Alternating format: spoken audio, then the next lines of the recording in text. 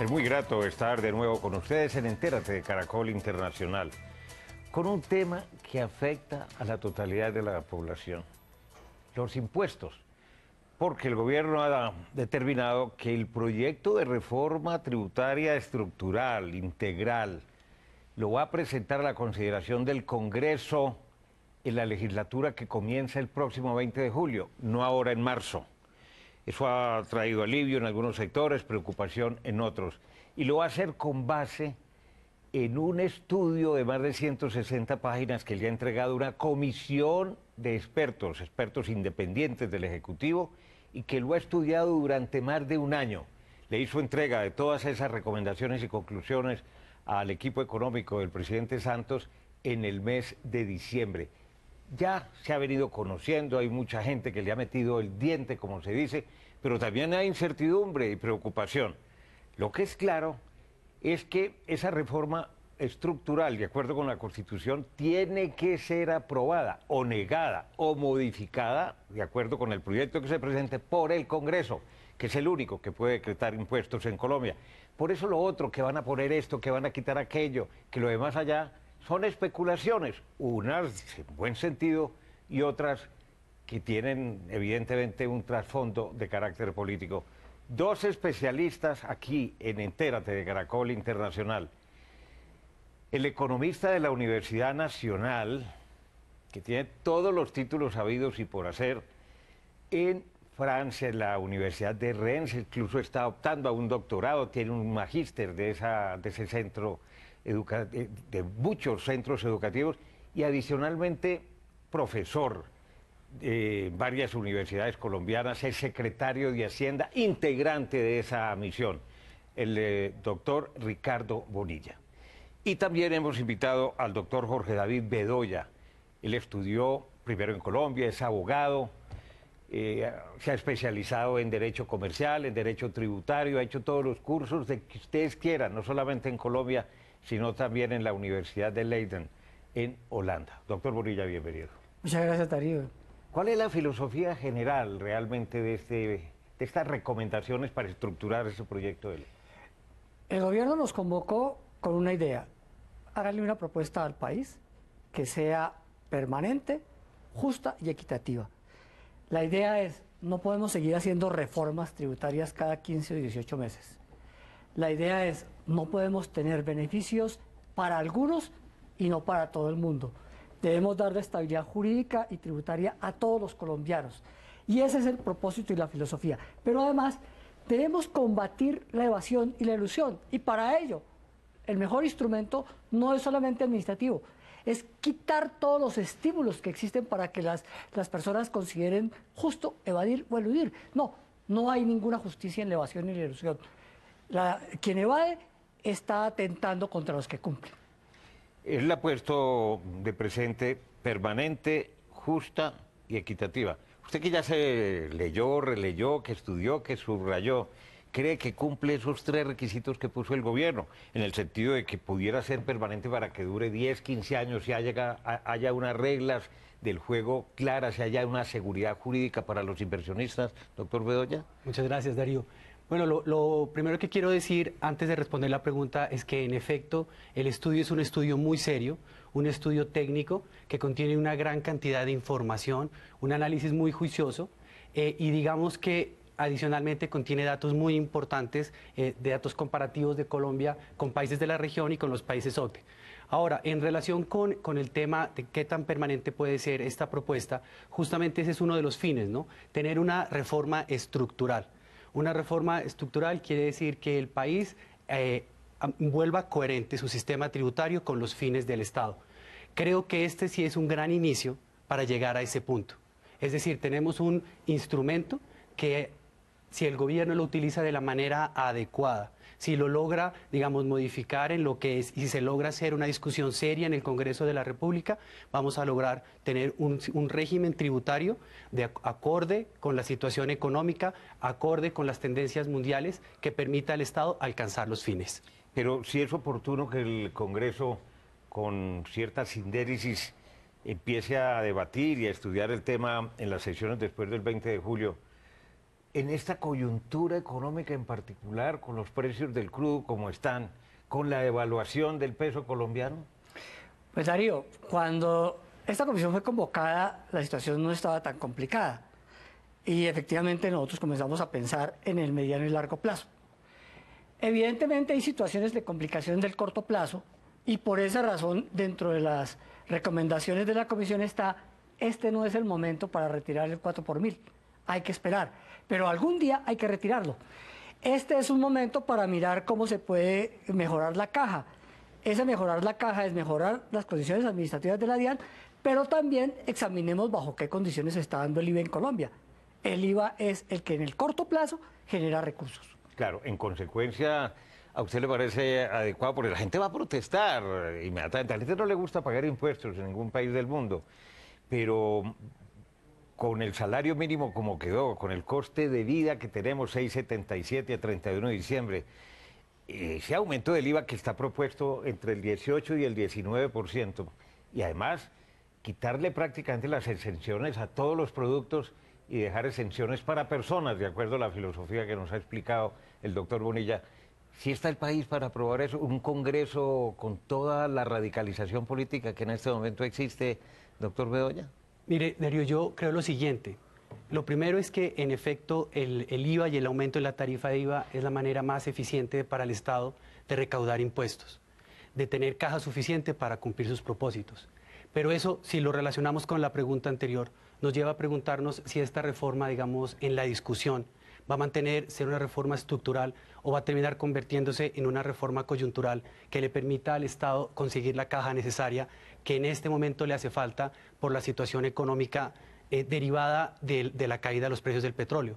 Entonces, ahí me parece que es importante nuevamente el análisis, ¿no? Y ahora otro punto, como se lo planteaba el doctor Bonilla, ¿qué tan conveniente es la discusión en el segundo semestre? Cuando venimos básicamente de varias discusiones de reformas tributarias que se han dado justamente en la segunda legislatura y donde tenemos que terminan siendo aprobadas en el último mes, en los últimos días del año. Digamos, exacto, que lo que nos preocupa a nosotros desde la perspectiva de las personas que aplicamos las normas es justamente la calidad normativa con que esta gran propuesta va a terminar saliendo. Entonces, tenemos ejemplos muy recientes, e incluso de semanas anteriores, que normas que tenían una finalidad adecuada terminaron siendo declaradas inconstitucionales porque no se observó el debido proceso tributario. Pero ya es un hecho porque el gobierno ha dicho, la presento en la legislatura del 20 de julio, y luego ya ese lamento no cabe para esta coyuntura. No cabe, pero entonces queda, ¿no es cierto?, en el ambiente el tema de queremos una discusión de una reforma estructural con los principios que tiene como finalidad hacer el régimen tributario coherente con los fines del Estado, o queremos simplemente una reforma, nuevamente, coyuntural que permita solucionar unos problemas de caja. Como todas las anteriores, incluso la última reforma tributaria de Cárdenas que él defendió con ahínco, clavó al sector productivo colombiano, con tasas que en promedio están en el 60%, y si se tienen en cuenta los impuestos territoriales, en algunos casos pueden llegar a 65, 68 y 70, según la ANDI. ¿Por qué las anteriores han fracasado? Es que ¿cuántas reformas tributarias ha tenido Colombia en los últimos 15 años, doctor Bonilla? El promedio de reforma es entre cada 2 años. 15 y 18 meses en los últimos 30 años. La propuesta es una discusión entre lo urgente y lo importante. Claro. Esta reforma es importante. La urgencia la debe graduar el gobierno. Es cierto que tiene problemas de caja, pero por los problemas de caja no puede sacrificar la importancia de esta discusión. Es preferible que abra la discusión, que se haga a fondo, antes de que lleve una propuesta coherente.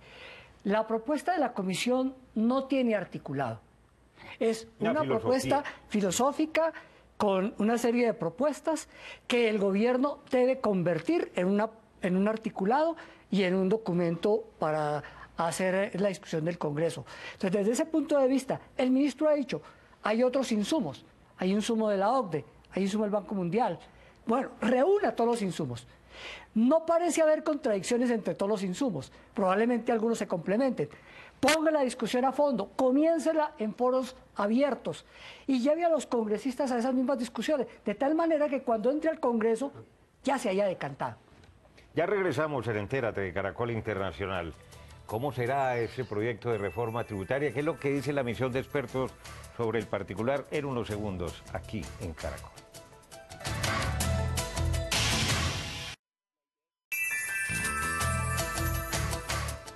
Regresamos en Entérate de Caracol Internacional. La propuesta de la misión de expertos al gobierno para un nuevo proyecto de reforma tributaria estructural. Doctor Burilla, ¿esas propuestas se construyeron con base en un consenso? ¿Hay unanimidad? ¿Casi todos apuntan en la misma dirección? Si usted observa, aquí hay una propuesta de construir progresividad en donde se puede construir progresividad, que es en el impuesto a renta y en los impuestos territoriales de predial y vehículos.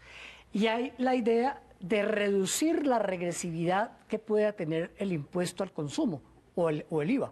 Entonces, aquí hay una filosofía detrás de eso.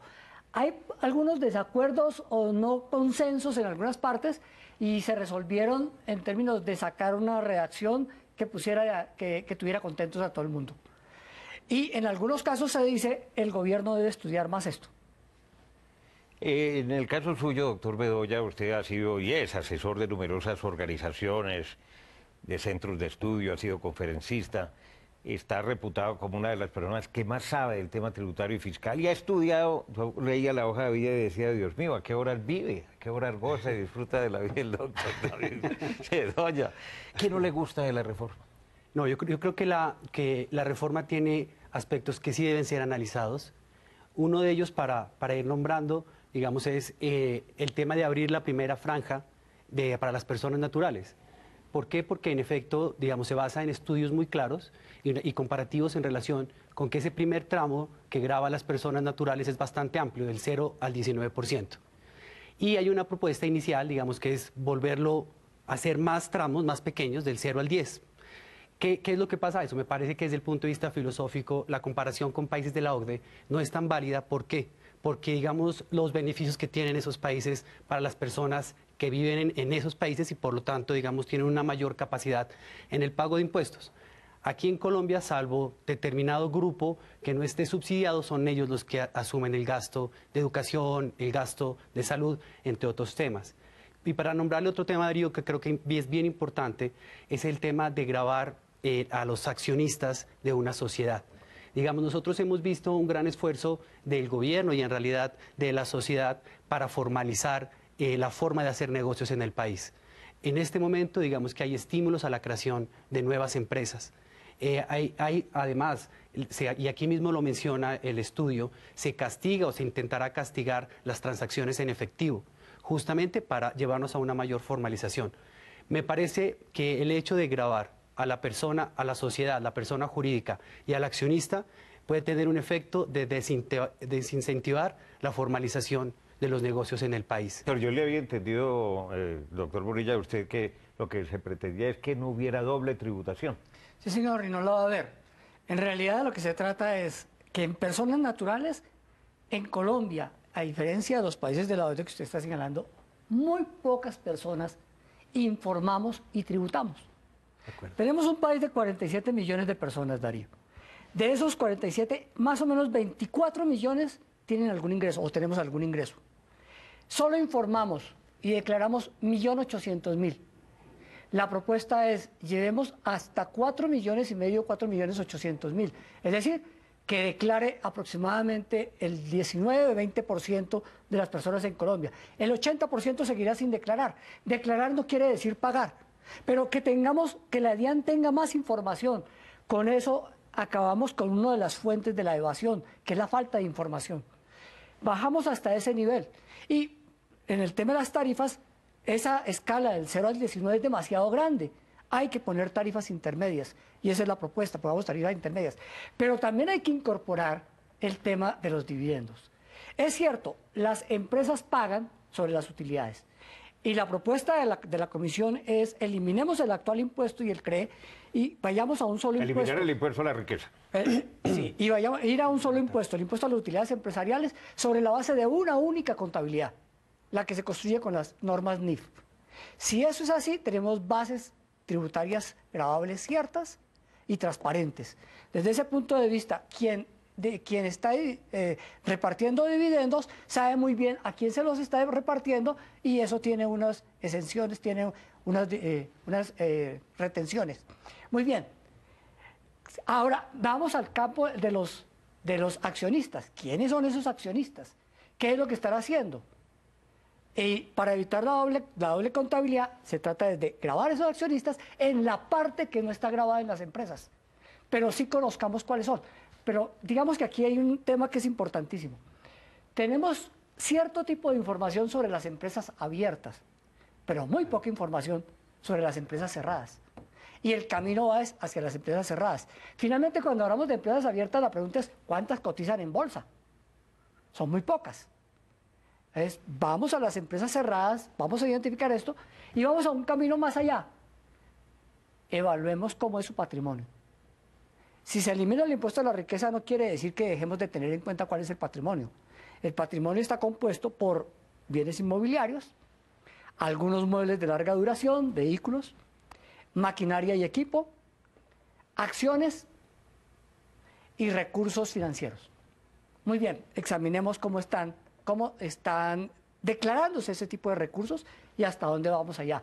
La discusión de doble contabilidad es con los dividendos, estamos de acuerdo, pero a los accionistas, independientemente, hay que grabarlos, sobre todo a los accionistas de empresas cerradas. A ver, en el caso de las personas naturales, doctor Borrilla, usted dice, vamos a tratar de tener información hasta de 4,5 millones de personas, porque en este momento realmente informan, presentan declaración, lo pagan todos.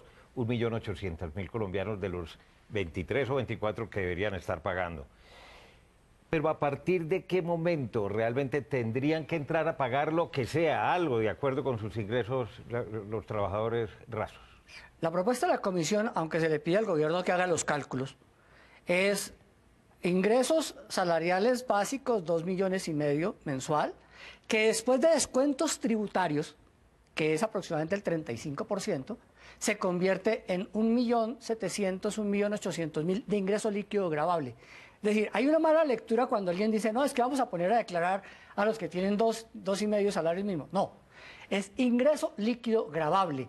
Eso significa que estamos hablando de poco más de casi 5 salarios mínimos y ahí estamos hablando de un grupo grande de personas que es importante incorporar. Sí. Sí.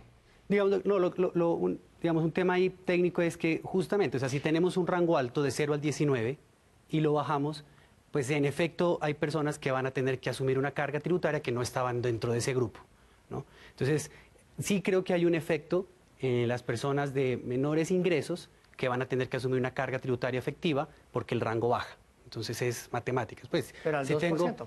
Claro, no, de acuerdo, doctor. O sea, no es una carga exagerada, es una carga... O sea, de todas maneras lo que el Estado necesita es más recursos, más ingresos, y hay que están barajando de nuevo. Es probable que esas personas ya les hayan hecho retención en la fuente.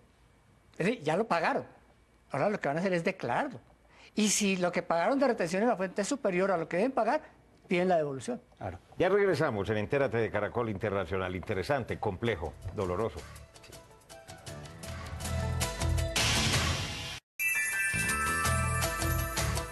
Último segmento, doctor Rodríguez, ¿qué otra cosa no le gusta? Mira, aquí terminando este tema es muy importante señalar lo siguiente, que la Comisión está haciendo referencia a que la base gravable del impuesto sobre la renta debe ser la contable. La contabilidad hoy se maneja bajo parámetros internacionales, que es las NIF. ¿Cuál es la preocupación que nos llama acá? Que hacer esa relación con las NIF. Y las NIF son normas que constantemente están cambiando. ¿Por qué? Porque constantemente se están revisando y adaptando a la realidad financiera del mundo y de cada país. ¿Qué quiere decir eso? Que al final tendríamos una base gravable dinámica, es decir, que cambiaría con base en parámetros internacionales. Tenemos antecedentes cuando se dio el tema, por ejemplo, de los paraísos fiscales, que hacía referencia a la denominación que hacía la OCDE para que Colombia lo asumiera, donde la Corte dijo que no se puede hacer eso. Entonces acá queremos un poco llamar la atención para decir, ojo, que no podemos hacer esa referencia a organismos internacionales para que determinen la forma de gravar los impuestos. Finalmente, el otro tema es que se quiere dar una connotación de sociedades a las formas asociativas para desarrollar negocios, como por ejemplo los contratos de cuentas en participación, las uniones temporales, en fin, todo este tipo de contratos que permiten a los empresarios, a los industriales, desarrollar de mejor manera su negocio, ¿sí? Les permite llegar de diferentes formas, cada uno contribuyendo lo que se considere necesario. Y a mí me parece que aquí, digamos, entraríamos a un campo y es limitar la forma de hacer negocios en virtud del derecho tributario, que no está bien porque, digamos, los empresarios tienen que tener la total libertad para hacer sus negocios siempre y cuando se manejen dentro de los parámetros legales. Y al final de cuentas, en la realidad, cuando estamos frente a un contrato de cuentas en participación o de unión temporal, no estamos frente a mecanismos per se evasivos, sino que estamos frente a mecanismos que en algún momento pueden trasladar ingresos entre sus partícipes, pero que alguien los paga. Entonces creo aquí que tratar esto limitaría la forma de hacer negocios. Doctor Bonilla, uno de los objetivos, había dicho el ministro de Hacienda, Mauricio Cárdenas, era poner en cintura a las empresas sin ánimo de lucro, ESAL. ¿Eso cómo va a quedar? ¿Cómo quedaría si el Congreso lo aprueba? La idea es que efectivamente hay muchas entidades sin ánimo de lucro que la pregunta es qué tan sin ánimo de lucro son. Cuando uno ve en la vida real, varias de ellas con una acumulación de activos, unos patrimonios importantísimos, con casas de recreo en El Peñol, en Villavicencio, en Cartagena, y uno dice, oiga, ¿cuál es el ánimo de lucro? ¿Cómo es esta cosa? La propuesta es, la DIAN debe hacer un ejercicio claro de depuración. Hay 75.000 o algo así, pero de las cuales muy pocas declaran, muy pocas tributan, y no sabemos cuál es el grado meritorio que tienen. Hay ejemplos claros, sin poner nombres, que han demostrado que no tienen nada sin ánimo de lucro y que lo que deben es llegar a un instrumento claro de entrar a participar. No se trata de limitar la forma de que hacen los negocios las empresas, se trata de crear regla clara tributaria, de que pueda establecerse claramente cuáles son las utilidades empresariales. Y cuando se dice normas NIF, efectivamente, en Colombia estamos en un proceso de transición, pero muy rápidamente ese proceso de transición termina y todas las empresas deben tener esas normas NIF. Hay que crear una condición para que la DIAN esté en condiciones de adecuar lo que pueda adecuar. Lo que sea de fondo tiene que ir al Congreso. ¿Qué pasa con las SAS? ¿Qué va a pasar con las SAS? ¿Se contempla alguna modificación a las sociedades anónimas simplificadas?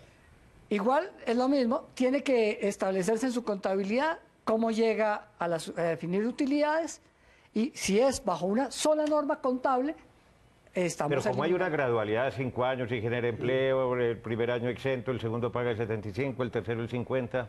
Ese es un tema que le estamos diciendo a la DIAN, defina. Examine hasta dónde son y cuál es el grado de permisibilidad que le puede dar. Para usted, doctor Bedoya, ¿cree usted que la DIAN hoy, no obstante la modernización, el empoderamiento tecnológico y la renovación que ha habido, para acometer ya el proceso de examinar cerca de 4.800.000 digamos, contribuyentes que informan, estamos en capacidad tecnológica de hacerlo? Porque cada rato se recalentaron los computadores de la DIAN, no podemos hacer consultas en línea. ¿Estamos preparados? Yo creo que la DIAN no tiene hoy la capacidad tecnológica para tratar de fiscalizar a los que hoy tiene. Yo creo que no tendría la capacidad de fiscalizar muchos más de los que en realidad tiene. Creo que esta propuesta también de manera tácita está llevando a que, y al final lo dicen, perdón, de manera expresa, que sí es necesario una modernización de la Dirección de Impuestos y Pero eso se demora, eso claro. Tardará 1 o 2 años después de que se apruebe en el Congreso por los recursos y por la implementación y por la capacitación a la gente de la DIAN. Claro. Adicional, no solo es para el tema de fiscalización, donde necesitamos una base tecnológica bien importante, la necesitamos para poder cumplir los compromisos internacionales que tiene el país, como por ejemplo en los convenios de intercambio de información. Una última pregunta, ¿en qué porcentaje cree usted, doctor Bonilla, que evadimos los colombianos? ¿A cuánto puede llegar la evasión real entre evasión y elusión? Los cálculos son diversos, pero se aproximan a que puede ser el 40% en IVA, y un 35% en renta. Y todo eso es porque hay estímulos. Las mismas normas son tan laxas, tan permiten flexibles, que la gente... que permite que la gente se meta por uno y otro lado.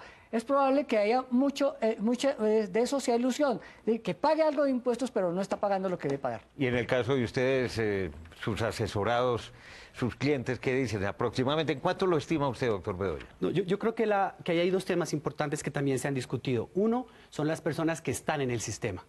Es decir, las personas que están cumpliendo con sus obligaciones tributarias y están buscando la manera de tener eficiencias fiscales. ¿Cómo? Como ya lo señala el doctor Bonilla, a través de los beneficios y de las posibilidades que se enmarcan dentro de lo legal. Y tenemos los que están por fuera del sistema, que son realmente donde los que se debe atacar porque no contribuyen de ninguna manera y son actos, digamos, completamente ilícitos. Entonces, yo creo que es importante hacer esa diferencia porque, de hecho, digamos, existe jurisprudencia internacional donde dice que el derecho de la planeación fiscal es un derecho que tiene todo empresario, ¿sí? Dentro de los marcos legales intentar tener eficiencias fiscales. Pues muchas gracias, el tema es complejo, da para muchos programas, eso apenas es un borrador, es una propuesta muy bien intencionada por parte del Ejecutivo y de la misión de expertos, naturalmente, pero habrá mucha discusión pública y seguramente la desarrollaremos también aquí en Entérate de Caracol Internacional. Doctor Bonilla, muy amable. Doctor Bedoya, muchas gracias. Muchísimas gracias. Y recuerden que ustedes pueden seguirnos en Twitter a través de nuestra cuenta @entératecaracol. También puede escribirnos a través del correo electrónico entérate@caracoltv.com.co. Y visite nuestra página web www.noticiascaracol.com/entérate. Allí podrá acceder a nuestros capítulos completos. Y los espero como siempre la próxima semana.